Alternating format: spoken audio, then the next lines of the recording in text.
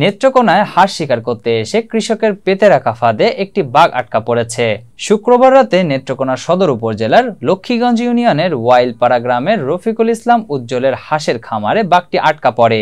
দেখতে অনেকটা মেছো বাঘের মতো হলেও স্থানীয় বন বিভাগের কর্মকর্তারা জানিয়েছেন এটি নাকি চিতাবাঘ। এ ঘটনায় শনিবার সকাল থেকেই বাঘটিকে দেখতে ভিড় করেন উৎসুক জনতা।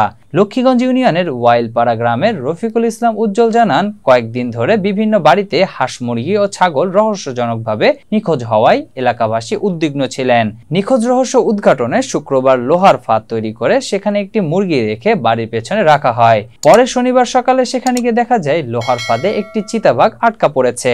এ খবর এলাকায় ছড়িয়ে পড়লে সাধারণ মানুষের মধ্যে আতঙ্ক ছড়িয়ে পড়ে। পরে বিষয়টি জেলা প্রশাসনের নজরে আসলে জেলা প্রশাসক শাহেদ পারভেজ বাঘটি উদ্ধারের জন্য নেত্রকোনা বন বিভাগের কর্মকর্তাদের সেখানে পাঠান।